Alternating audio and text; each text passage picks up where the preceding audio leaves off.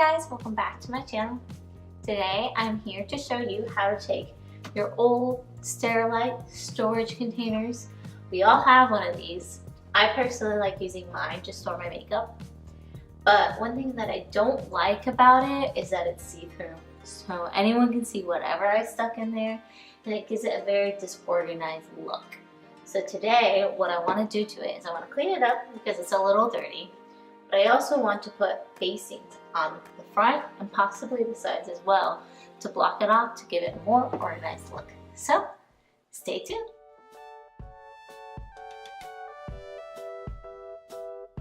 To start off this project, I needed to do a lot of cleaning. This thing is so filthy. Right here, I'm just using some Lysol spray. Hashtag not sponsored, but you know, Lysol, if you want to sponsor me, that'd be cool. Hit me up. I promise I'll put your bottle and frame better next time. But in all seriousness, just using some Lysol spray and a rag, I was able to get all of the gunk off of the thing, which was really nice. Right here, I am going around the perimeter of where the drawer was, just to do a nice deep cleaning. I want to get all that gunk off of it before I start decorating.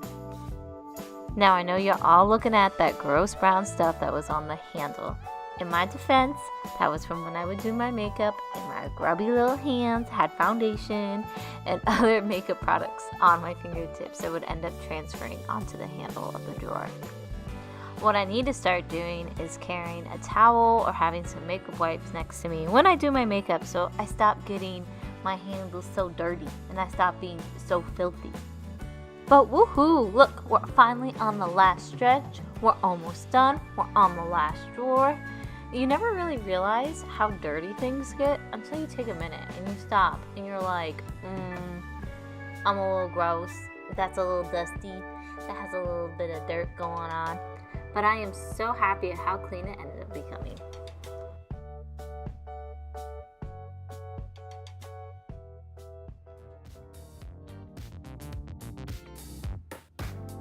Now it's time for the fun part. I chose out 3 different pieces of scrapbooking paper to be used to cover the front part of my drawers. By sticking the paper inside the drawer, I was able to mark off on each side a general height for the drawer. This ended up being around 7 inches.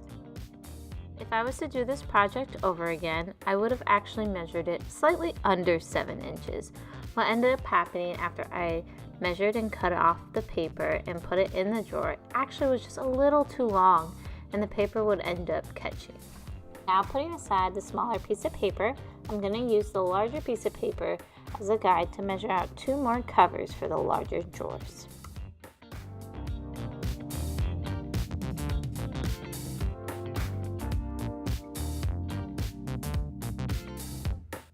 Now that we have finished cutting out the covers for the 3 large drawers, it's time to move on to the smaller drawers.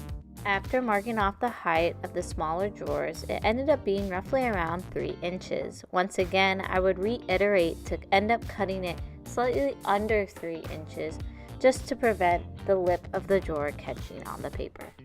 Just like I did with the larger drawers, I ended up using this piece of paper that I had measured and cut off as a template for the next drawer. Now that I have the covers for the 2 smaller drawers, it's time to create backings for all drawers.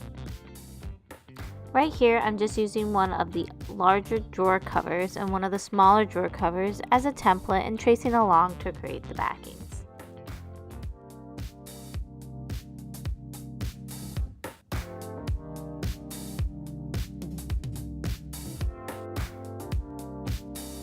Here, I'm using my Fiskars Amplify scissors. They're designed to cut hard mediums such as cardboard or plastic.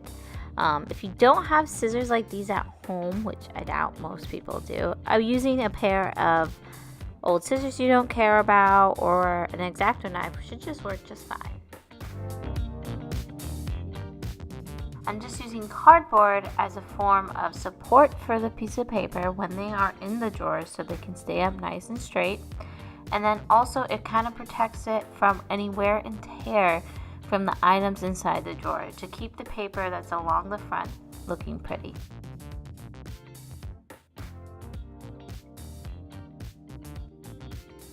Now I just have to repeat the same process to create one more large drawer backing and one small drawer backing.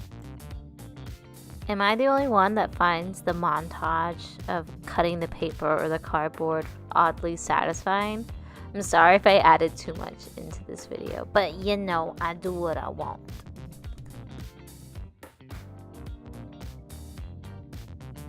Now that we completed all 3 large drawers, it's time to move on to the last small drawer.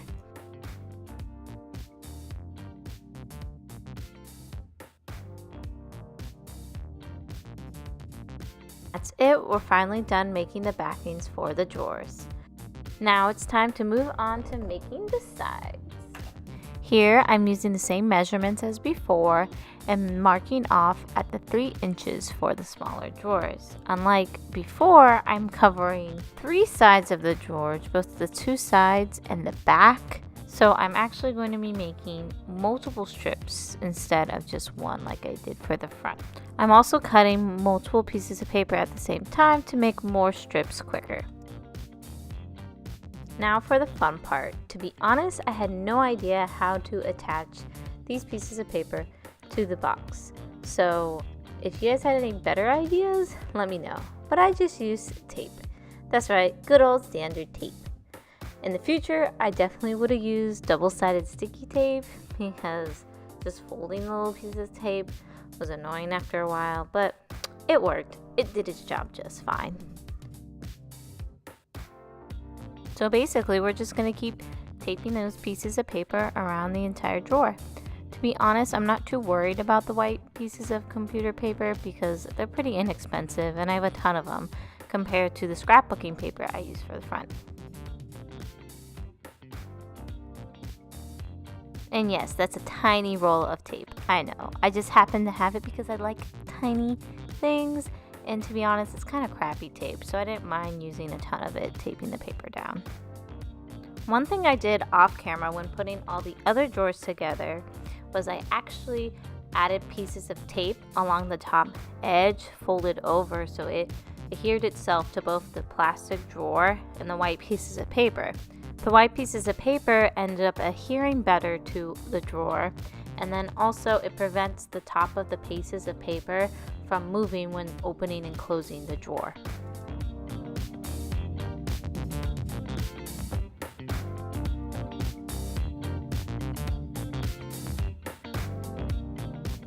Now we're moving into making the lining for the larger drawers. So we're just doing the same thing as before, but this time I'm measuring off 7 inches instead of 3 inches.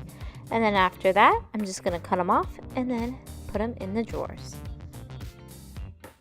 Just like with the smaller drawers, we're going to be doing the exact same things and just using some tape to tape down that white piece of paper onto the drawers.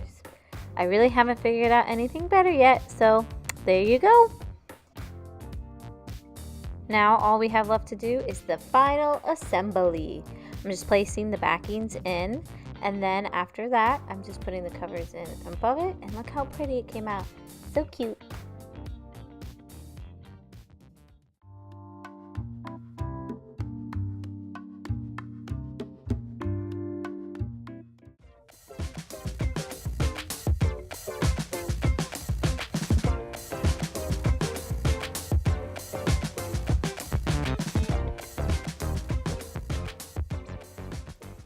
So guys, how did you like how it turned out? I'm actually really happy with it. I think it came out very clean.